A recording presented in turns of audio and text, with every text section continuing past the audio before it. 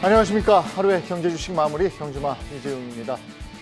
오늘 하루도 잘 견디셨습니까? 검은 월요일에 이어서 하루 만에 다시 또 검은 수요일이 됐습니다. 1000개가 넘는 기업들이 신저가를 다시 쓴 오늘, 그리고 또 외인 비중도 역대급으로 쪼그라든 오늘. 그렇다고 그냥 외면하고 떠날 수는 없습니다. 뭔가 대책을 세워야죠. 오늘 전문가 세 분과 함께 장 깊숙이 들여다보도록 하겠습니다. 어서 오십시오. 안녕하십니까. 안녕하세요. 네, 첫 번째 소식입니다. 2200선마저 내준 코스피, 이걸 어떻게 해야 되는가? 하방은 과연 어디까지 열려 있을까? 오늘 증시 먼저 분석을 좀 해보겠습니다. 오늘 어떻게 보셨어요? 네, 전형적으로 좀 공포에 질려가는 증시의 모습이 아닌가 생각을 합니다. 사실 그 증시 국면으로 보았을 때 역금융 그리고 역실적 뭐 이렇게 들어와 있는 것 같습니다. 네. 원래 이게 클라이막스로 가면 갈수록 매매는 더 폭력적으로 일어나게 되고 그런 모습을 조금 이번 주부터는 한국 증시나 글로벌 증시가 보이는 것이 아닌가라는 생각이 들고요. 보통 이 클라이막스가 언제 그러면은 끝나고 넘어가느냐라고 하냐 뭐 이제 보게 된다면은 거래 대금이 좀 많이 증가를 해서 손바뀜이 일어난다든지 아니면은 그로 인해 가지고서 지금이야 저희가 뭐 신저가 종목 수가 굉장히 많다는 거 말씀드렸지만은 시장이 이제 좀 다지기 시작을 하면 신저가 종목 수는 뭐 당연한 얘기겠지만 네. 조금씩 줄어들기 시작을 할 거거든요. 그래서 그런 모습을 우리가 이제 좀 기다리면서 좀 주식을 하셔야 되지 않나 싶습니다. 신저가 기록을 새로 쓴 기업만 40%가 넘고 삼성전자는 앞에 4자를 그릴 수도 있다. 이 얘기 오늘 나왔습니다. 뭐 사자를 보일지 안 보일지에 대해서는 뭐 단정적으로 말씀드리긴 그렇지만 지금 저는 그 파생 시장을 보다 보면 이번 주 같은 경우는 특히 그 선물하고 옵션 쪽을 보면 장중은 좀 변동이 있긴 하지만 막판에 보면 외국인들 같은 경우는 항상 상방으로 포지션을 잡고 끝을 내고 있거든요. 근데 장중에 반대 매매 나오는 그 시점에 그 시간대만 되면은 꼭 이제 밀어가지고 가격을 지수를 더 떨어뜨리고 가격을 떨어뜨려가지고 반대 매매를 나오게 하고 싸게 받고 하는 그런 패턴을 보인다는 것 자체는 피보나치 수열로 지수 계산을 해봐도 2,556 정도가 바텀이라고 봤는데 얼추 그 근처까지 온 상태이기 때문에 지금부터는 추가적으로 더 하락은 할 수 있겠지만은 지수상의 추가 급락 여부보다는 일단 좀 바닥 잡기를 좀 해나가는 그 과정에서 좀 진통이 좀 있지 않을까 싶습니다. 오늘 기준으로 해서 코스닥 상위 10개 종목 중에 5개 종목의 PBR 1배 이하 이런 상황입니다. 그러니까 장부 가격보다도 낮다는 거 아닙니까? 어떻게 대처해야 됩니까? 과거 역사적인 저희가 PER 밴드를 보면 사실은 뭐 기업의 주가를 좌지우지하는 거는 이익이지 않습니까? 네. 기업들의 한 8배 정도가 보통 이제 기준이 되는 경우가 많았습니다. 과거에 뭐 대표적으로 예를 들면 리먼 사태가 터졌을 때도 마찬가지고요. 8배를 살짝 깼다가 굉장히 급속하게 그때는 많이 반등을 했었고요. 최근에 이제 삼성전자의 내년도 이익이 많이 이제 애널리스트들이 추정치를 낮추고 있습니다. 그동안 안 낮추다가 올해 한 50조 정도 되거든요. 근데 내년도가 지금 컨센서스로 한 40조 중반 정도로 낮춰지고 있어요. 근데 지금 얘기들이 워낙 지금 그 디램 가격이 좋지 않기 때문에 한 30조 한 중반 정도까지도 떨어질 수 있다. 뭐 이런 얘기들이 있기 때문에 PER이 그 현재는 8배 이하지만 실질적으로 이제 시간이 지나면 지날수록 조금씩 올라간다는 거죠. 근데 그렇다 하더라도 제가 봤을 때는 뭐 8배에서 크게 멀지 않은 PER 정도를 그 기록할 것이기 때문에 사실은 뭐 주가가 여기서 추가적으로 더 급락하기에는 좀 많이 이미 낮아져 있는 상태입니다. 근데 이제 여러 가지 변수들이 있잖아요. 매크로적인 우리가 통제할 수 없는 뭐 에너지 가격이라든지 환율 이슈라든지 이런 것들은 아직 좀 남아 있기 때문에 V자 반등이라기보다는 조금 옆으로 다지기를 하는 그런 이제 국면에 들어갈 가능성이 높다. 이제 그렇게 판단이 됩니다. 좀 전에 정광호 크리에이터가 얘기할 때 제가 이제 1월부터 이 경주말을 했습니다마는 오른쪽으로 계속 흘러내릴 때 조금씩 해서 여기까지 왔단 말이에요. 근데 이번 주는 양상이 달라졌어요. 아까 말씀이 이제 뒤로 갈수록 한번 팍팍 꺾인다 이런 얘기신 것 같은데 우리가 연주회 가서 오케스트라 끝부분에 빠바바바방 빠바빵빵빵 이러고 끝나잖아요. 네, 네. 근데 이 생각을 했거든요. 지금 맞는 생각입니까? 저도 비슷한 좀 생각을 가지고 예. 있습니다. 그래서 지금은 사실 펀더멘탈 요인적 그런 부분을 가지고서 사람들이 움직이기보다는 공포심이 더 공포를 불러서 가령 한번 예를 들어 보면 불과 한 2달, 3달 전에 미국의 소비자 물가가 지금보다 더 높았습니다. 네. 근데 그때 우리가 느꼈던 금리 인상의 공포보다 지금이 훨씬 더 커져 있는 상황 네. 같거든요. 근데 이런 점은 사실 일견 좀 이해가 가지 않는 부분이다. 물론 연준의 태도가 바뀌었다라고 하면 할 말은 없지만 절대적인 숫자만 봐가지고는 조금 아이러니한 부분이 있거든요. 마찬가지로 지금도 주식이라는 것이 가격이 오르면 오를수록 사실은 더 위험이 증가하고요. 비싸지니까. 네. 내릴수록 위험이 감소하는 그런 자산입니다. 그런데 내릴수록 공포가 더 커지게 되는 또 그런 아주 미묘한 점도 가지고 있거든요. 그래서 공포심이 장악할 때는 보통 굉장히 이해가 되지 않는 매매들이 나오게 되는 것이고 그런 쪽에서 좀 거래가 증가를 하면서 뭐 한두 차례 정도는 좀 격렬한 뭐 하락 이런 부분까지도 저희가 그 가능성을 좀 염두에 두어야 되지 않느냐. 다만 그런 부분들이 지나가고 나면 그러면은 우리가 정말로 구조적으로 이 세상이 아주 오랫동안의 장기간 또 좋지 않은 그런 흐름으로 시장 흐름으로 갈 것이냐, 투자하면 안 되냐라고 하기에는 아직까지는 또 그런 또 아주 부정적인 우리가 이유들을 찾기는 어려운 것 같아요. 네. 확정적으로 그런 이유를 찾기도 어려운 것 같아서 뭐 하락이 나타나고 나면은 그럴 때는 또 좀 우리가 긍정적으로 생각해야 되지 않을까. 너무 부정적으로 봐서 뭐 시장을 다 떠난다거나 그런 쪽들은 좀 지양해야 되지 않을까 하는 생각입니다. 그러니까 하락 속도가 빨라지면 이제 그 다 떨어진 다음에 다시 올라가는 그 시기도 빨라진다. 이렇게 볼 수도 있는 거죠. 긍정적으로 보자면. 네, 맞습니다. 느리게 뭐 하루에 조금씩 비 오듯이 젖으면은 뭐 그것보다는 한 번에 소나기가 우르르 내리고 나면은 그러면은 뭐 똑같은 양이 내릴 거다라고 했으면은 훨씬 더 빨라지게 되는 뭐 당연한 이치라고 봅니다. 어쨌든 지금 우리가 이번 주 월, 화, 수를 겪습니다마는 그 전하고는 좀 다른 속도로 떨어지는 게 보여서 또 얼마간의 블랙이라는 앞에 붙고 요일이 붙는 걸 겪어야 할지 뭐 걱정도 됩니다마는 그 걱정 뒤에 다시 반등이 있다라는 긍정적인 생각을 하면 야 이걸 또 견딜 수 있나 하여간 긍정적으로 한번 보자 이런 생각도 들고 여러 가지 생각이 왔다 갔다 합니다. 자 이제 좀 더 깊이 종목으로 한번 들어가 봐서요. 섹터별로 한번 점검을 해볼게요. 2차 전지 쪽이 계속 잘 가다가 지금 이제 LG 엔솔도 그렇고 다 하락 조짐이에요. 너무 올라서 이렇습니까? 대세 하락장이라 이렇습니까? 시장 리스크가 그대로 반영이 됐다고 보여지는 거고요. 그 다음에 최근까지 어쨌든 상대적으로 강했던 섹터이기 때문에 또 그리고 사실 이제 미래 성장성에 방점을 두고 있었기 때문에 멀티플이 상당히 높게 이제 적용이 됐었던 섹터다 보니까 네. 그 후유증을 지금 뒤늦게 이제 장이 빠지면서 받는 거라고 보는 게 맞는 것 같습니다. 예. 근데 전반적으로 이렇죠 지금 2차 전지 쪽이. 대부분 다 그렇습니다. 네. 자, 올해 사실은 뭐 작년도에는 소재주들은 굉장히 좋았었거든요. 근데 최근에 이제 그나마 조금 회복을 하는 LG엔솔까지 지금 하락세로 이제 가고 있는 상태고요. 아무래도 시장 리스크가 워낙 크기 때문에 네. 밸류에이션이 높은 종목들이 이제 약하거든요. 그때는 뭐 전형적인 그런 양상이고요.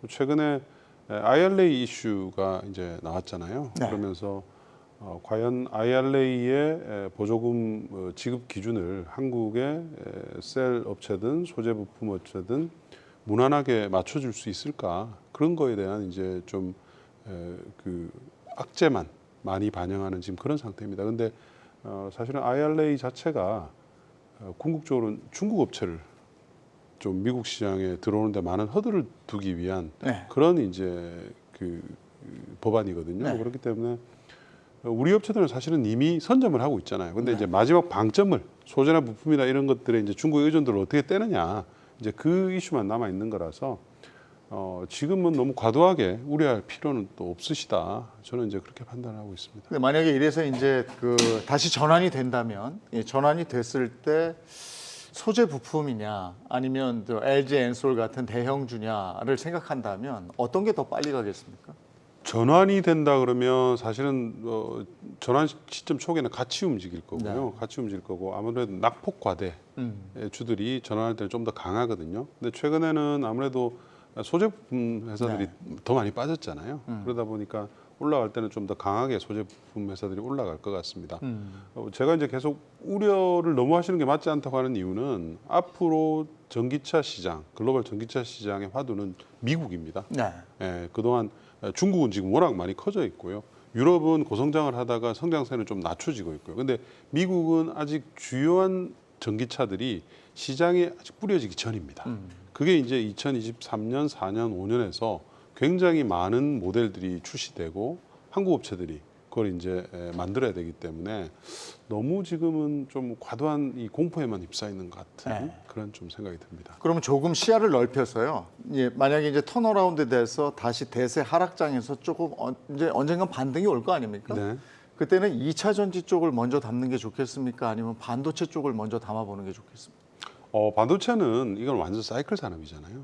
왔다 갔다 하는 사이클 산업이라서 그런 이제 사이클을 보고 매매를 해야 되는 거고 그게 이제 언제냐는 거죠. 언제냐는 건데 저는 이 전기차 쪽은 사실은 구조적인 성장이지 않습니까? 그래서 뭐 당연히 저는 그 2차 전지 쪽이 조금 더 좋다고 보고 있고요. 네. 반도체도 뭐 많이 하락을 했기 때문에 그 뭐 제가 반도체 담당은 아니기 때문에 뭐라고 얘기는 할 수는 뭐 쉽지는 않지만 반도체는 그야말로 사이클이죠.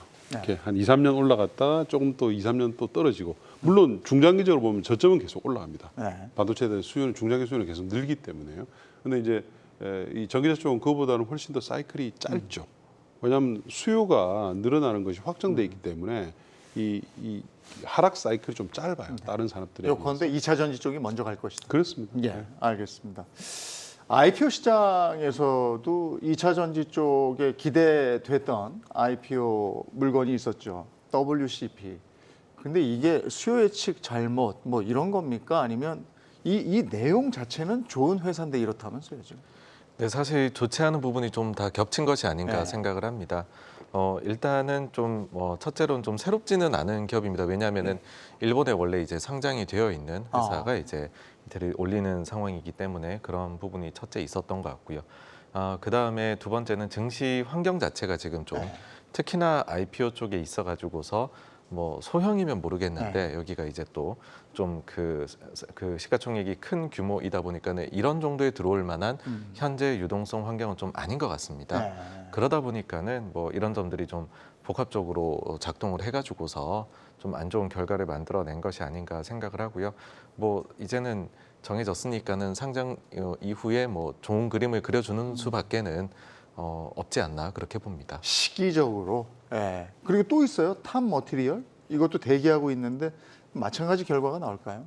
네, 그 말씀드렸듯이 좀 사이즈의 차이가 좀 납니다. 그래서 이 부분에 있어 가지고서는 뭐 WCP는 사실 뭐 많은 언론에서도 다뤘듯이 뭐 참패다 이런 이야기들을 했었는데 그런 정도로 수급이 좀 부정적인 영향을 미치지는 않을 것 같다. 네. 네, 그렇게 그 정도로 보고 있습니다. 뭐 2차 전지의 삼중고 얘기합니다. 뭐 IRA법에다가 고환율에다가 리튬 가격, 그렇죠. 원자재 가격이죠. 네네. 뭐가 제일 힘든 거예요? 글쎄 저는 사실은 이거보다는 시장 리스크가 시장 가장, 리스크. 시장이 지금 멀티플을 지금 하향하고 있는 상황이기 예. 때문에 그게 가장 커 보이고 음. 앞서서 그 한의사님 말씀하셨지만은 IRA법 같은 경우는 우리한테 지금 당장에 뭐 이제 중국산에 대한 원료 문제가 있긴 하지만은 우리한테는 플러스가 되는 요인이 사실 더 많은 거고 궁극적으로 그 부분을 해리스 부통령이 와가지고도 관련한 부분에 대해서 검토하겠다라는 얘기를 했었기 때문에 결국은 풀릴 수 있는 문제라고 보고 있기 때문에 지금은 사실은 이런 개인 디테일하게 이런 것들 뭐 환율 이런 거보다는 이 2차 전지 같은 경우는 사실 시장 멀티플 하향에 따른 그동안 고밸류였었던 거에 대한 그런 그 멀티플 하향에 대한 부분이 가장 큰 것 같습니다. 네. 근데 대세 하락장을 빼고 보면 이제 2차 전지 뭐 내용은 건실하다고 얘기를 하니까 근데 원자재 리스크 요컨대 중국에서 원자재 거의 다 수입해서 쓰는 걸로 알고 있는데 이걸 못하게 하면 이걸 쓰면은 미국의 수출길이 막히고 이런 거잖아요. 그럼 기업들 부담이 엄청나지 않겠습니까? 그렇습니다. 예, 부담 많이 되고 있는데, 근데 뭐 대비는 많이 하고 있습니다. 우리 그 배터리 셀 업체들도 지금 리튬의 수급에 대해서 네. 굉장히 그 미국과 FTA 맺은 국가들, 아르헨티나라든지 뭐 칠레라든지 이런 국가들과 지금 그 계약들을 많이 하고 있는 상태이고요. 뭐 저는 크게 문제가 될 것 같지는 않아요. 근데 왜냐하면 듣기로는 제2의 요소수 사태라는 둥, 뭐 중국에서 원자재가 안 들어오면 2개월을 못 버틴다는 둥 이런 얘기가 있던데. 좀 너무 과장된 것 같고요. 아, 그래요? 일부 최근에 이제 뭐 니켈 재고가 국내에 너무 부족하다. 네. 뭐 그거 가지고 이제 니켈이 아무래도 배터리 쪽에 많이 쓰이다 보니까 네. 뭐 그런 얘기를 하는 것 같습니다. 물론 니켈은 지금 인도네시아가 굉장히 그 매장량이 많이 그 몰려 있어요. 몰려 네. 있고 중국 업체들이 니켈을 인도네시아에서 또 가공을 많이 하거든요. 네. 근데 니켈도 그렇고 니켈 같은 케이스도 호주에 또 많은 또 매장량이 몰려 있어요. 예, 그러다 보니까 그 사실 좀 작은 코발트 같은 이런 것들은 조금 영향이 좀 있을 수가 있습니다. 네. 근데 리튬, 니켈 뭐 이런 것들은 뭐 지금 다변화가 시간은 걸리겠지만 그렇게 불가능한 상황은 아닌 것 같습니다. 네. 2차 전지 쪽은 이렇게 중국하고 결별을 해도 괜찮은 겁니까? 그렇게 하겠다는 거죠. 미국이 그렇게 하겠다는 거고 네. 또 이제 유럽도 지금 어저께 프랑스에서 네. 동일한 얘기를 했습니다. 우리도 미국식으로 보조금 주자. 영내에서 생산하도록. 근데 앞으로는 이게 글로벌 표준이 됩니다. 예, 이제는 앞으로 신냉전 체제이기 때문에 현지 생산, 현지 소비가 네. 굉장히 이제 큰 하나의 스탠다드가 되는데 우리 기업들은 사실은 이미 국제화가 다 돼 있잖아요. 그렇기 때문에 기업들한테는 나쁜 얘기는 아니에요. 근데 이제 우리나라가 문제죠. 우리나라에서 수출하는 물량들은 다 현지에서 생산해야 되기 때문에 우리나라의 관련 고용들이 많이 축소될 가능성이 높습니다. 그러니까 우리가 미국만 바라보고 있어서 괜찮을까 싶은 부분이 있어서 한번 국가 여쭤보고. 경제에는 별로 좋지 않아요. 그게 아무래도 환율에도 영향을 미치지 않는가 싶습니다. 그러면 이거 2차 전지 배터리 이쪽도 업종 옥석 가리기는 돼야 될 것 같아요. 네, 근데 사실 이제 항상 조금 하락이 나오고 나면 네. 옥석 가리기를 좀 해야 된다 이런 네. 얘기들이 늘상 나오는 것 같습니다. 네. 근데 뭐 앞서도 이제 두 분께서 말씀을 해주셨듯이 네. 지금의 상황이라는 것 자체가 그리고 우려하는 요인들이라는 것 자체가 사실 뭔가 정말 구체화를 가지고 증명된 부분은 없는 것이고 시장의 영향이 더 큰 부분이 있습니다. 그래서 좀 너무 이제 그 개별적인 이슈 그래서 그에 따른 각각의 분야별로의 이 안에 카테고리별로의 영향에 대해서 좀 너무 영향도를 크게 보시는 건 좀 조심하셔야 되지 않을까 오히려 네. 반대로 그렇게 봅니다. 예. 저도 그 2차 전지 소재 부품주 얘기할 때 뭐 판막이 어떻고 뭐 음극재, 양극재 뭐 이런 얘기 하도 많이 들었는데 그런 걸 뭘 구분해서 사는 게 좋은 거예요? 지금 뭐 다 같이 빠져 있는 상황이니까 그 뭐 뭘 특별히 뭐가 더 좋다 나쁘다 이런 거를 지금 말씀드리는 게 좀 이상하긴 한 것 같고. 근데 이제 저는 개인적으로는 사실은 이제 양극재나 음극재 같은 경우는 그 신차 관련해 가지고 이제 업체 선정이 끝났고 네. 그와 관련해 가지고 계약도 이제 공시화되고 하면서 그런 부분들이 멀티플이 상당히 많이 반영이 됐다면은 전해질 쪽 같은 경우는 지금 아직은 그 부분에 대해서 이제 여력이 좀 남아 있고 업체 선정에 대한 이슈도 좀 있고 해서 그쪽에 대해서 조금 개인적으로 관심을 갖고 있고 그 다음에 결국은 이제 배터리 효율을 높이는 쪽으로 가려고 그러면 이제 첨가제 쪽 시장이 결국에는 또 이제 관심을 받을 수 있는데 시장에선 틈새 시장으로 해가지고 그런 쪽도 이제 공부는 좀 해봐야 되지 않을까 싶습니다. 우리 국내 기업들 기술력은 세계적인 수준인 거죠. 그렇습니다. 기술적으로는 가장 앞서 있고요. 네. 중국이 이제 굉장히 많이 따라오고 있고 뭐 원가 면에서는 중국이 많죠. 근데 가장 이제 앞으로 이 그린 산업 관련된 주식들을 선택을 할 때는 가장 큰 그 우선 순위는 현지화입니다. 현지화가 어떻게 되어 있느냐 이미 들어가서 지금 거기서 하고 있는 업체들이 가장 큰 선호주가 될 것이고요. 네. 예, 그 순서에 따라서 아마 바뀌게 될 것입니다. 그럼 대형주네요. 그렇죠. 네. 폐배터리는 어떻게 생각하세요? 지금 오버슈팅 얘기가 있던데.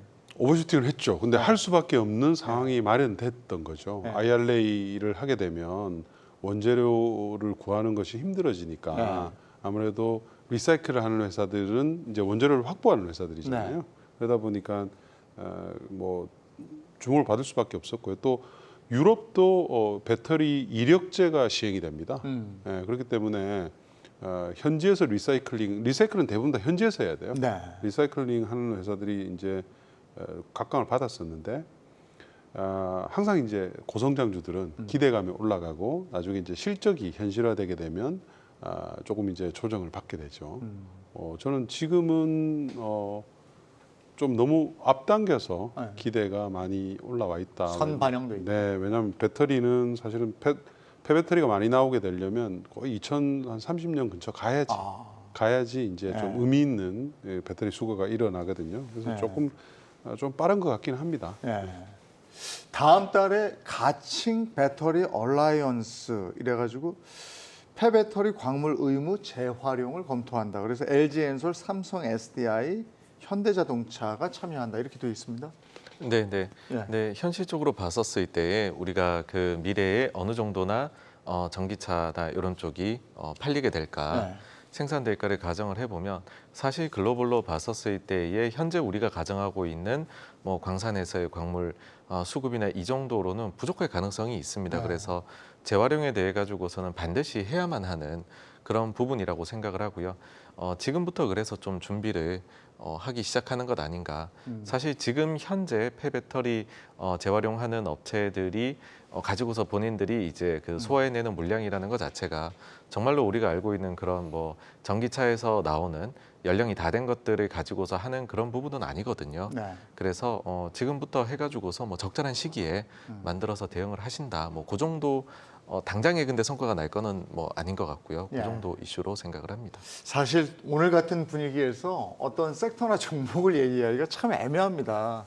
그럼에도 불구하고 2차 전지는 워낙에 떴었던 섹터이기 때문에 올 연말까지의 전망은 어떻게 보세요?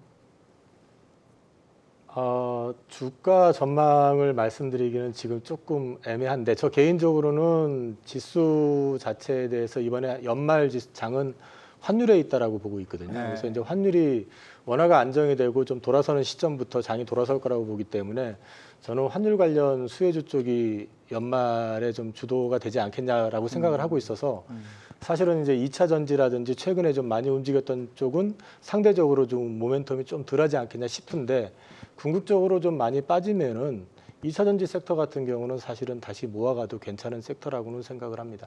빠질 때 먼저 간다. 예. 빠질 때 먼저 간다는 아니 거는 아니고 빠지고 올라갈 때. 올라갈 때는 제가 이제 말씀드렸던 거는 환율 관련된 수혜주가 그럼 저는 수출 개인적으로 종목이잖아요. 그래서 저는 사실은 좀 그 연말장을 보는 관점이 네. 이제 지금 이 앞서 있었던 태조 이방원 섹터보다는 예. 좀 환율 관련된 쪽 그쪽에서 좀 돌아서지 않을까 싶은 생각을 하고 있습니다. 환율 관련된 쪽이면은 그러면 저 수출주니까 반도체라든지 뭐 차 쪽도 괜찮을 자동차, 것 같고 뭐, 그다음에 예. 이제 조선 섹터 같은 경우도 조선이라든지 그렇고. 예. 이런 거 그렇게 말씀을 해주셔야 제가 후련하거든요. 네. 친환경 에너지 관련해서도 얘기를 좀 해보겠습니다. 삼성이 뭐 아리백 선언하고 이래서 전체적으로 관심이 많습니다만 친환경 관련해서도 뭐 대세 하락기에 여지없이 무너지고 있더라고요. 어떻게 보십니까? 상대적으로 별로 안 빠졌습니다. 네, 그렇습니다. 풍력 태양광 관련주들은 상대적으로 덜 빠졌고요. 오히려 저점 대비해서는 조금 올라 있죠. 그만큼 이제 이거만큼 시장이 클리어하게 내년에 좋다 네. 하는 섹터가 많지는 않기 때문입니다. 왜냐하면 IRA에 포함되어 있는 자금이 3,690억 달러입니다. 네. 그리고 작년 연말에 통과된 인프라 부양안 안에 네. 또 역시 그린 산업 부양 금액이 들어가 있어요. 4,400억 달러거든요. 네. 유럽도 지금 러시아의 의존도를 탈피하기 위해서 약 1조 달러를 쏟아붓기 네. 때문에 그게 이제 내년부터 풍력 태양광의 수요가 확 올라갑니다. 아, 근데 이거는 정부가 예산을 지원하는 네. 능력이기 때문에 우리가 지금 걱정하는 금리 인상에 따른 수요 감축이라든지 네. 뭐 여러 가지 문제들하고는 사실은 조금 거리가 있는 네. 좀 안전한 섹터이거든요. 그래서 상대적으로 풍력 태양광 관련 종목들이 상대적으로 좀 괜찮은 편입니다. 뭐 그럼에도 최근에 빠졌죠. 네, 오늘 요 얘기 나눈다고 그래서 제가 봤더니 OCI도 많이 빠져 있던데요. 그렇죠. OCI는 좀 다른 스토리가 있습니다. 아, 그래요? 폴리실리콘이 올 하반기부터 이제 중국에 생산 물량들이 많이 늘거든요. 네. 그래서 미리 선반영해서 좀 빠진 상태였고 조금 반등하다 다시 빠지고 있죠. 그러면 풍력 쪽은 어때요? 풍력 쪽은 상대적으로는 좀 양호합니다. 네. 양호합니다만 그래도 그것도 최근에 이제 좀 조정을 받고 있는 상태이고요. 예. 특히 이제 미국 현지에 공장을 가지고 있는 회사 네. CS 윈드라는 회사는 네. 상대적으로 좀 양호한 편이죠. 예. 왜냐하면 미국에 워낙 큰 공장을 가지고 있어요. 네. 그 공장이 세계에서 가장 큰 공장이거든요. 네. 근데 거기에서 이제 내년부터 생산하는 양에 비례해서 미국 정부가 보조금을 줍니다. 네. 그러니까 뭐 꼭 먹고 알 먹고죠, 쉽게 얘기하면. 예, 그런 회사이기 때문에 상대적으로 덜 빠지고 있다 주식이. 예, 그렇게 이 얘기는 뭐예요? 태양광 기업들의 상환 불능의 위기 이건 뭡니까? 네, 그 아마도 이제 국내 쪽에 대해 가지고서 이야기로 네. 이제 국한된 걸로 보이고요. 왜 그러냐 하면은 뭐 최근에 태양광 설치된 부분에 있어 가지고서 좀 감사나 이런 부분을 정부에서 새로운 정부에서 강화하겠다 이런 이야기가 나오면서 좀 이슈화가 된 것 같습니다. 예. 그래서 사실 우리나라의 그 플레이어들은 다 글로벌 플레이를 하는 업체들이기 네, 때문에 네. 예, 좀 제한적이다 이렇게 볼 수 있을 것 같습니다. 그리고 다음 달에 도입된다는 전력 거래 가격 상한제, 또 태양광 대출 실태 점검 이런 게 또 악재로 적용하는 거 아니에요? 네, 그 이제 사실 국내에서 태양광 설치 부분에 있어 가지고서는 말씀해주신 이제 실태 조사나 이런 부분들이 아무래도 뭐 좀 일시적으로는 안 좋은 영향 미칠 것 같습니다. 네. 그리고 S&P 상한제의 경우에는 지금 한국전력의 적자가 워낙 심각한 상황인데 발전 이제 사오는 단가 자체가 좀 이제 공식 자체가 지금은 좀 한국전력에게 부담이 되도록 돼 있다 네. 보니까 요걸 조금 제한하겠다 이런 식으로 되어 있습니다. 그래서 발전 사업 민자 발전하는 곳의 경우에는 좀 이익이 제한이 되는 그런 영향이 미치는데 이게 조금 두 가지로 볼 수 있을 것 같아요. 하나는 그래서 우리나라 업체들에게 주식 이제 상장되어 있는 업체들에게 영향이 있느냐라고 했을 때는 뭐 앞서도 말씀드렸지만 글로벌 플레이어들이기 때문에 이 영향은 상당히 제한적이다라는 거고요. 그다음 두 번째로 국내에서 뭐 삼성전자도 이제 말씀해 주셨듯이 아리백을 선언을 했는데 근데 태양광이나 이런 쪽이 사실 아주 이제 도움이 되지 않고서는 현실적으로 달성이 좀 어려운 면이 있습니다. 네. 나머지 것만으로는요. 그래서 결국에는 뭐 시간의 문제이지 이 부분들은 결국 또 좀 풀려나가지 않을까라고 생각을 합니다. 근데 뭐 IRA법에서 뭐 중국 걸 안 쓴다고 해도 중국이 태양광은 뭐 으뜸 아닙니까? 그리고 네. 물량 공세도 있고 태양광 불기 뭐 이렇게 얘기를 하는데 그런 영향은 없겠어요? 사실 그거를 영향을 좀 최소화시키려고 지금 미국에서는 다각도로 노력을 하고 있고 그래서 사실 OCI 같은 경우도 폴리실리콘에서 상대적인 수혜를 볼 수 있다라고 네. 기대를 했는데 근데 사실 또 이제 돌려보면은 지금 중국 기업들도 지금 동남아 쪽에다 공장을 가지고 거기서 생산을 하고 있기 때문에 또 그걸 또 우회해서 갈 수도 있다고 해서 이게 실제 중국에 이제 현지에서 생산하는 물건에 대한 제재는 있을 수 있지만 그 외 지역에서 그러니까 그 외 지역에서 생산되는 폴리실리콘이라든지 이런 부분들까지는 지금 막지를 않는 걸로 알고 있거든요. 뭐 그런 부분들을 감안해서 본다 그러면 중국의 영향력을 완전히 배제한다라고 보기는 쉽지는 않을 것 같습니다. 근데 이제 저 폴리실리콘 얘기 나왔고 아까 OCI가 떨어지는 이유도 폴리실리콘 관련이다 그렇게 말씀하셨는데 이 폴리실리콘은 중국이 거의 80% 차지하고 있는 거 아니에요? 그렇습니다. 뭐 폴리뿐만 아니라요. 태양광 모듈까지도 그렇고요. 근데 이번에 IRA가 아주 이제 중국 업체들한테는 앞으로 미국에 팔지 마라 하는 선언과 같습니다. 미국은 원래는 사실은 폴리까지 다 제재를 했었는데요. 했었는데 유통업체들이 이제 그렇게 되면 싼 모듈을 구하기가 어렵기 때문에 유예를 요청을 했었고요. 2년간 지금 유예가 되고 있는 상태예요. 우회 수출에 대해서는. 근데 2년 후부터는 막힙니다. 막히고 이번 IRA 안에는 이제 다양한 보조금들을 미국에서 생산하는 업체들한테 주기 때문에 가격 경쟁력까지 이제 맞춰주겠다는 거고요.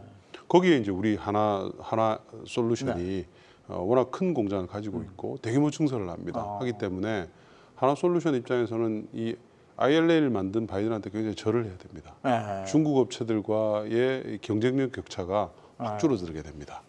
그래서 뭐 물론 그렇다고 중국이 당장 유럽이나 다른 이머징 국가들의 수요가 막히지 않고 그리고 중국 자체가 지금 엄청나게 건설을 하고 있어요. 태양광 풍력을 사막에다가 500기가를 동시에 짓고 있습니다. 500기가면 우리나라 전체 발전 생산 캐파의 5배입니다. 그러니까 뭐 조금 다른 얘기긴 하지만 어쨌든 IRA 때문에 우리 이 태양광 선두권 업체들은 상당히 앞으로 좋은 그런 국면에 들어가고 있습니다. 우리가 지금은 어떻습니까? 지금 태양광하고 풍력 이런 쪽이 중국으로 수출되는 것과 그 미국이나 유럽 지역으로 수출되는 비중이 어떻게 돼 있는지 모르겠어요. 그 중국의 경우에는 아무래도 이제 자국에서 네. 만들어진 것에 대한 소비가 많기 때문에 네. 우리는 현실적으로는 조금 말씀해주신 그 다른 시장들을 우리가 어차피 거든요. 저쪽으로 가야 되는 거군요. 네네. 근데 네. 거기에 대해 가지고서 뭐 그런 좀 대비가 굉장히 잘 되어 있다. 그 점에다가 추가적으로는 법제적인 변화에 더불어서 또 시기에 맞게 증설이나 이런 부분까지도 지금 꾀하고 있는 상황입니다. 그래서 네. 사실 이제 그 저는 뭐 늘 친환경이나 이런 기업들에 대해서는 좀 정해진 미래를 가고 있는 기업이다. 다만 그 사이사이에서 뭐 금리에 따라서 이게 성장률인데 어떻게 봐야 되느냐라든지 아니면 중간중간에 나오게 될 뭐 불쑥불쑥 중국 관련된 이슈들이나 이런 부분들이 좀 영향을 줄 것이고 그거를 주식하시면서 좀 적절하게 소화하셔갖고서 매매에 활용을 하시는 그런 정도의 뭐 말씀드릴 수 있을 것 같습니다. 우리가 태양열, 풍력 이러면 OCI, CS 윈드 이렇게 해가지고 다 알고 있어요. 네. 근데 어느 쪽 지금 보기에는 태양열보다는 풍력 쪽으로 또 가는 것 같아요. 그 중에서도 해상 풍력 쪽으로.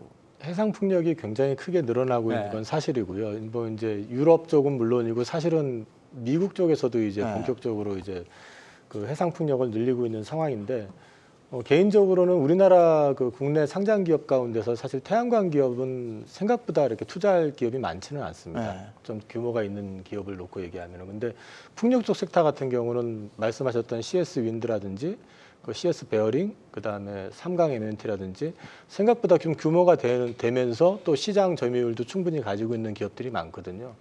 그래서 우리는 오히려 이쪽 그린 에너지 섹터에서 본다 그러면은 투자적인 측면에서 개인적으로는 태양광보다는 풍력 쪽에 메리트가 더 있지 않을까 하는 생각하고 있습니다. 그게 이제 중국 이유 때문이에요. 네. 태양광은 중국이 전 세계 시장을 꽉 잡았잖아요. 근데 풍력은 기계 산업이다 보니까 아직까지 중국 이외로 나가는 풍력 터빈 메이커들 관련 파트 메이커들이 별로 많지는 않습니다.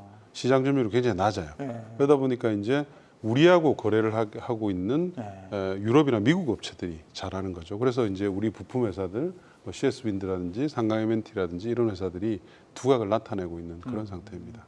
CS 윈드 네. 저 해상 풍력이라는 게 보니까 해변에만 있는 게 아니고 바닷속에 저렇게 그럼요.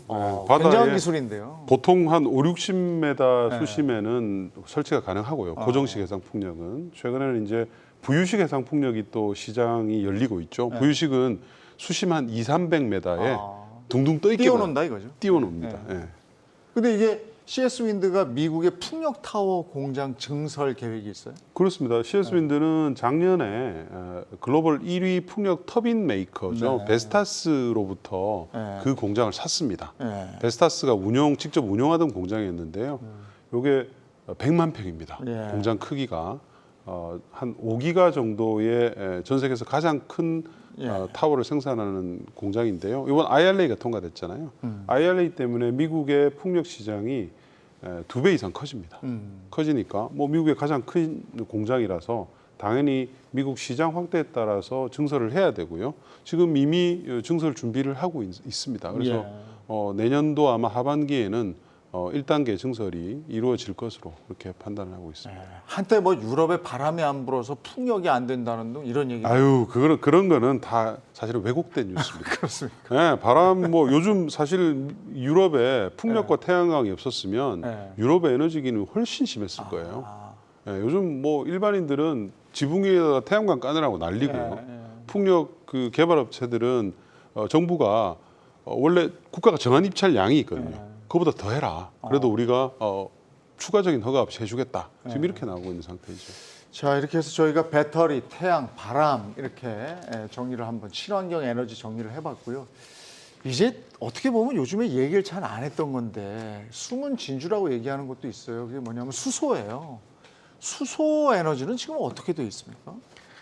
네, 사실 수소 쪽에 있어가지고서는 이슈들이 좀 있었습니다. 네. 그러니까는 정말로 이것이 친환경이 맞느냐 생산하는 방법에 따라 가지고서 이야기를 했고 그러다 보니까는 정말 그린 수소 쪽 이 생산 방식으로 물 가지고서 만들어내는요. 그쪽으로 가야 되지 않겠냐라는 게 계속 이슈가 되고 있는 것 같습니다. 실제로 사실 이거를 좀 소비를 해줘야 되는 쪽이 자동차나 이런 쪽인데 네. 그런 쪽에서도 뭐 이제 전기차 쪽으로 완전히 좀 가 있는 상태고 이쪽에서 앞서 나가고 있다라고 하는 뭐 현대차나 이런 데에서도 새로운 모델이 나오는 것이 오히려 좀 딜레이가 된다거나 이런 게 네. 현실적인 상황입니다. 오히려 좀 하여튼 전기 쪽에 집중이 되고 있는 것 같고 수소는 그 이 전체적인 뭐 이런 그 환경이라고 하죠. 그 시스템을 만드는 데에 아직까지는 조금 애를 먹고 있는 그런 네. 상황으로 보입니다. 예전에 왜 저 수소 자동차 막 이래가지고 막 그 펀딩 받고 이럴 때 물을 집어넣어 놓고요. 그거 H2O니까 여기서 수소 뽑아가지고 우리가 이게 갑니다 이래가지고 막 펀딩 받았다가 사기로 도망가고 이랬던 사람들이 있었어요. 크린 수소 이렇게 뽑아낼 수 있는 겁니까? 아, 그 말씀하신 건 옛날 물자동차 90년대 때 그거 막 90년대 뉴스에 후반에 나오고 막 있었던- 그랬었어요. 예, 그때 네. 얘기인데 뭐 그때 이제 뭐 말들이 많았었지만은 결과적으로는 안 됐잖아요. 근데 이제 지금 그 그린 수소 관련해 가지고 이번에 IRA법에서 그 1kg 그 수소 생산 1kg당 아마 3달러씩인가 생산 세액 공제인가를 해주게 되면서 네. 그 그레드 페리티가 25년이면 달성이 돼서 본격적으로 좀 경쟁력을 좀 갖출 수 있을 거다라는 얘기들이 나오면서부터 지금 실제 다시 또 수소에 대한 관심이 높아지고 있고 유럽이라든지 미국이라든지 또 뭐 중국은 물론이고 이제 다시 좀 그 부분에 대한 이제 투자 이런 부분들이 좀 이제 핫 이슈화 되고 있거든요. 근데 실제 이제 우리나라 같은 경우는 보면은 그 생산 쪽보다는 사실 그 후반부에 있는 이제 저장이라든지 그다음에 이제 그쪽 장비와 관련된 쪽에 이제 좀 관심들이 좀 많은 것 같고 우리는 지금 제가 아는 선에서는 그 그린 수소 쪽보다는 그레이 수소 만드는 쪽에 많이 좀 투자가 지금 진행이 되고 있는 걸로 알고 있습니다. 그래서 네. 국내에서는 그린 수소 쪽으로 해가지고는 아직까지 뭐 큰 메이저 회사에서는 찾기는 좀 쉽지 않을 것 같고 그 플러그 파워에 투자한 그 SK 정도가 지금 간접적으로 지금 그걸 볼 수 있는 것 같고 그 외에는 좀 이제 중소형주단에 들어가 있는 회사들이 뭐 비나텍이라든지 뭐 그 상하프론테크라든지 뭐 이런 회사들 쪽에서 이제 좀 그 투자라는 측면에서는 좀 관심을 가져볼 만한 그런 정도가 좀 있는 걸로 알고 있습니다. 예전에 얼마 전에는 대형차는 수소 에너지 가지고 하고 승용차는 그 우리 배터리 가지고 하자 뭐 이런 얘기도 들리고 했었는데 이런 얘기가 쑥 들어가고 전기 자동차 얘기만 많이 들리는데 그 수소 관련해서 그 기업들의 주가는 앞으로 어떻게 판단하세요? 이번 IRA의 히든 챔피언이 수소입니다. 아, 예, 아까 조금 전에 이제 우리 이영훈 부장께서 말씀하신 대로 생산세 공제가 이제 3달러를 주게 되면 킬로그램당 그레이 수소보다 더 싸집니다. 네. 예, 그리고 유럽도 지금 이미 그 대규모 예산 투자가 시작이 됐고요. 그 예산 투자 안에 선정된 업체들이 한 15개 정도 되는데 예. 그중에서 9개가 수소 트럭이에요. 예, 그리고 중국도 지금 성 단위에서 거의 성에서 개별 성에서 조 단위의 네. 수소 연료전지 투자를 하고 있습니다. 네. 우리나라에도 뭐 여러 번 왔다 갔었고요. IRA를 발표하고 난 이후에 BMW가 2025년부터 X 시리즈 있잖아요. 네. 아마 X5일 것 같아요. X5 쪽에 토요타로부터 수소 연료전지를 받아서 대량 생산 체제를 갖추겠다 얘기를 했었고, 그리고 우리가 잘 아는 보쉬, 예. 세계 최대의 이제 자동차 부품 회사죠. 네. 보쉬는 미국에다가 수소 연료전지 공장을 건설하겠다고 발표를 했습니다. 그래서 굉장히 지금 수소에 대한 투자가 아주 핫하게 돌아가고 있는 상태인데 네. 우리나라만 이제 약간 이제 현대차의 노이즈인 예. 것이죠. 뭐 전기차에 조금 더 집중한다느니 뭐 이런 얘기를 하는데 그런 거는 사실은 글로벌 이 트렌드에 따라서 전략이 아마 바뀌게 될 거예요. 왜냐하면 현대차는 전기차의 테슬라가 될 수가 없잖아요. 현대차가 원래 수소 먼저 막 개발했었어요. 수소차의 테슬라죠, 현대차는. 네, 맞아요. 그 정도로 그랬어요. 강하기 때문에. 근데 시장이 어쨌든 그동안 제일 우려가 좀 전에 말씀하신 대로 그레이 수소 바탕으로 간다는 이런 우려 때문에. 근데 이제 그게 다 없어진 거예요. 그린 수소에 대한 투자에 대해서 집중적으로 돈을 주기 때문에 이제 깨끗한 수소가 많아지게 되면 다양한 산업에서 수소를 쓸 수가 있게 되고 수소차의 영역도 마찬가지입니다. 상용차도 요즘 굉장히 많은 업체들이 좀 개발 속도를 올리고 있는 상황이거든요. 그래서 수소 관련주들 지금 뭐 하나도 우리나라에 있는 상장된 회사들은 기대감이 없는 상태인데 이제는 조금씩 모아갈 시기가 왔다. 이제 이렇게 판단하게 됩니다. 이게 에너지 효율도 높죠. 수소 에너지가. 수소는 그 만들어서 써야 되기 때문에 사실은 수소 외에 이런 이제 의견들이 많이 있거든요. 근데 탄소 중립으로 가기 위해서는 수소가 대체해야 될 파트가 있습니다. 전체 에너지원의 10에서 한 20% 정도는 수소가 해줘야 되거든요. 그래서 우리가 재생에너지가 너무 많이 만들어지게 되면 이게 이제 전력망을 훼손시키기 때문에 버려지는 케이스들이 많아지게 되거든요. 그 버려지는 재생에너지를 가지고 물을 분해해서 그린 수소로 만들어 쓰게 될 거예요. 그래서 자동차도 그렇고 에너지원도 그렇고 수소가 담당하는 파트가 한 10에서 20%는 반드시 있어야 된다. 이게 이제 탄소 중립으로 가는 공식입니다. 예전에 수소차 뭐 이렇게 얘기하면 초창기에는 수소폭탄 생각해가지고 가다가 터지는 거 아니야 이렇게 생각을 했었는데 그건 아닌 거예요. 네, 전혀 뭐 그런 일이 없고 오히려 뭐 전기차가 불이 더 많이 나죠. 수소는 그런 유튜브에 많이 돌아다녀요. 총으로 쏘아도 이렇게 위로 팍 올라가지 이게 빵 터지거나 그러지는 않습니다. 자, 이번에는 바이오 관련해서 오랜만에 한번 얘기를 나눠보죠. 바이오 섹터도 암울하긴 마찬가지인데 여기에다가 상패 소식까지 들려가지고 더 암울합니다. 10월에 코어용 티슈진, 신라젠, 큐리언트 이렇게 기업들이 상장 폐지, 거래 재개 결정 이걸 앞두고 있어요. 어떻게 보세요? 네, 사실 일단은 조금 쉽지 않은 그런 상황이긴 합니다. 그러니까는 뭐 워낙에나 이 이슈 자체가 좀 쉽지 않은 이슈였기 때문에 보시면은 거래 정지가 된 지가 지금 꽤 지났거든요. 그거 자체가 좀 논란의 여지들이 있었다라는 것이고요. 그렇지만은 현재 그 주주수를 여기에 뭐 명시를 해주셨는데 이게 조금 문제가 될 수 있을 만한 상당한 주주수가 된다라고 생각을 해요. 그래서 이 점을 단순히 뭐 칼로 딱 자르듯이 바로 그냥 뭐 상장 폐지를 결정한다 그러기에는 상당히 조금 그 거래소 입장에서도 부담스러운 요인이지 않을까라는 생각이 듭니다. 그래서 회사들에서 잘 좀 자료를 정리해가지고 제출을 하면 그러면은 조금 그나마 조금 좋은 결과를 기대할 수 있지 않을까 그렇게 생각을 합니다. 코어용 티슈진은 뭐 거래 정지 기간만 3년. 네. 그러면 이 주식을 가지고 있는 분들은 정말 발만 동동 굴렀을 텐데 네. 코어용 티슈진의 경영진들은 어떻게 한번 살려보겠다고 열심인 모양이고요.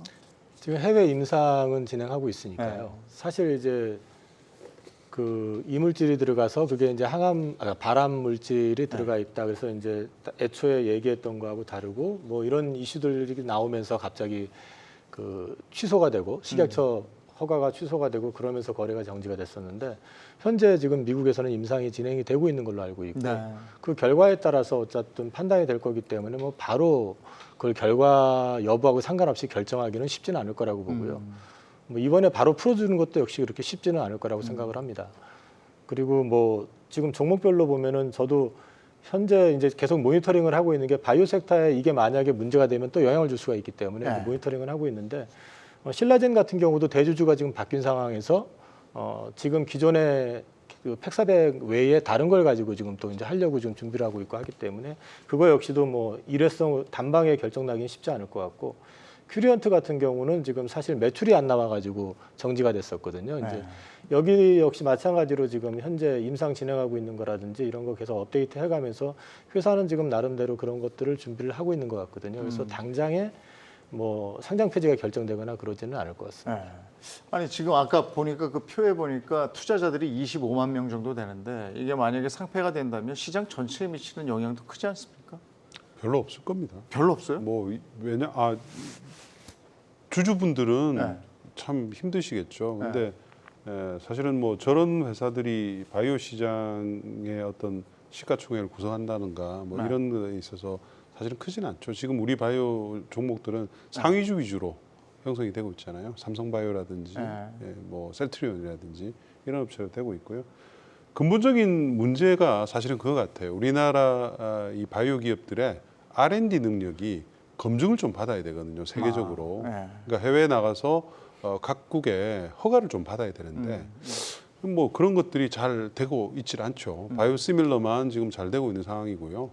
뭐 최근에 뭐 한미약품 같은 케이스도 롤론티스라는 호중국증 감소증 치료제를 허가는 받는다는데 뭐 특별하게 그것들에 대해서 약효에 대해서 우려하는 이런 이슈들이 이제 나오고 하기 때문에 좀 시원하게 뭔가 하나 좀 블록버스터가 나와줘야 됩니다. 우리 바이오 신약 중에서. 근데 그런 것들이 좀 없기 때문에 좀 그게 좀 많이 아쉽습니다. 지금 바이오 업체들이 상당한 자금난을 겪고 있는 것 같더라고요. 네, 맞습니다. 이제 사실 뭐 그런 거죠. 전체적으로 봤을 때 시장에 뭐 바이오 기업뿐만이 아니라 특히 비상장 시장 이런 데에서 성장성은 갖추고 있으되 지금 당장 수익을 올리지 못하는 기업들이 저금리 환경 속에서는 굉장히 자금 조달이 그나마 용이했었거든요. 그런데 지금의 경우에는 금리가 워낙에나 뛰어오르고 또 심지어는 뭐 금융사들조차도 뭐 각종 채권을 발행하는데 어려움을 겪고 있을 정도의 나쁜 유동성 환경을 겪고 있습니다. 그래서 지금 뭐 만기가 돌아오는 뭐 만기 도래분이나 아니면은 신규로 지금 개발을 위해서 필요한 자금들을 마련하는 데에는 아마도 꽤나 애를 먹지 않을까라고 생각을 하고요. 이 부분에 있어 가지고서 결국은 좀 계속 기업으로 갈 수 있는 그런 좀 역량을 갖춘 업체들 빼고서는 특히나 더 어려움을 겪게 될 시기로 보입니다. 근데 우리가 이제 바이오 회사들이 코로나 관련해서 연구들 많이 하고 있었잖아요. 근데 코로나 엔데믹 상황에서 그때 연구했던 비용들은 그럼 어떻게 되는 겁니까? 계속 개발을 해야 되는 거예요? 어떻게 되는 거예요? 이번에 아마 그 법 개정이 되면서 그 실제 이제 그 자산 가치가 없다라고 판단이 되는 것들은 다 이제 비용 처리를 해야 되는 쪽으로 알고 있는데 개인적으로 알고 있기로는 사실은 이제 셀트리온 헬스케어가 그 레키루나인가 그거가 이제 신약 그 개발 치료제로서 이제 개발을 하기 위해서 이제 돈이 좀 들어갔던 걸로 알고 있지만 그 외에는 실제로 그 치료약 이런 쪽으로 해가지고 비용을 들어가면서 큰 비용을 들어가면서 연구 개발했던 회사는 지금 일동제약 정도? 그것도 이제 일동제약 같은 경우도 일본의 시오노기사하고 경구용 치료제 지금 개발하는 거 그거 외에는 그렇게 있었나 싶은 생각이 좀 들거든요. 저는 그래서 실제 그 시장에서 치료제 뭐 이런 쪽으로 해가지고 주가들이 움직였었던 것들 보면 대부분이 다 그 개발 쪽보다는 약간 테마성으로 좀 움직였던 게 아닌가 하는 생각을 저는 하고 있습니다. 그 투자자들 보호하기 위해서 금융당국이 바이오 기업의 회계 처리 감독 지침 얘기했잖아요. 이건 어떤 방향으로 흘러가겠습니까? 실효성이 좀 있어 보입니까? 일단 그 사실은 바이오 기업들은 이익이 나오지를 않기 때문에 개발하는 R&D에 대해서 어떻게 회계 처리를 하냐가 상당히 중요하거든요. 그런데 사실은 투자자들을 보호하기 위해서라면 좀 엄격한 규정을 둬야 되겠죠. 미국이 지금 바이오 업체들도 자국으로 와라 뭐 이런 거 아니겠습니까? 근데 이런 부분은 어떻게 되는 걸까요? 네, 이제 그 가장 최근에 그러니까는 뭐 IRA나 이런 것이 나온 이후에 바이든 대통령 이야기에서 결국에는 이제 그 바이오 쪽도 미국에서 뭐 생산이나 이런 부분은 다 늘리기를 원하는 이야기가 나왔는데 근데 아직까지 완전히 뭐 그 정해진 그런 요소들은 없는 것 같습니다. 그래서 조금 더 우리가 지켜보면서 좀 대응을 해야 되지 않을까, 뭐 그 정도로 생각을 하고요. 그리고 어쨌든 우리가 사실 미국 쪽에서 그렇게 뭐 두각을 나타내거나 그러지는 못합니다. 그럴 때에는 차라리 이렇게 조금 판이 바뀌는 경우에 우리가 그것을 이용을 해가지고서 좀 뭔가를 뭐 마켓 시어나 늘릴 수 있는 부분들을 혹시나 있으면은 좀 오히려 제가 볼 때는 역량 있는 기업들은 기회로 삼을 수 있는 그런 방향으로 가지 않을까라고 생각합니다. 바이오 섹터 담아 있는 분들은 아마 대부분이 지금 반토막 이하로 떨어져 있을 텐데 이런 분들은 어떻게 하면 좋겠습니까? 저도 바이오 섹터 지금 가지고 있는 게 있거든요. 근데 저는 계속해서 그 회사 업데이트 해가면서 이제 임상 진행 현황이라든지 내 기술에 대한 부분들을 계속 백업을 지금 해나가고 있거든요. 그러니까 그냥 방치하시지 마시고 그 증권사 리포트만 보지 마시고 직접 좀 공부를 해보시면 회사하고 통화를 해보면 많은 부분을 알 수가 있어요. 그래서 그런 부분들을 좀 검토를 해보시면서 가져갈 수 있는 주식인지 회사인지에 대한 고민을 좀 해보시면서 대응하시는 게 어떨까 싶습니다. 예, 오늘 뭐 앞서 말씀드렸듯이 검은 수요일, 검은 월요일에 이어서 검은 수요일을 우리가 겪었습니다. 참 맥 빠지고 기운 없고 어떻게 해야 될지 모르겠고 그렇죠.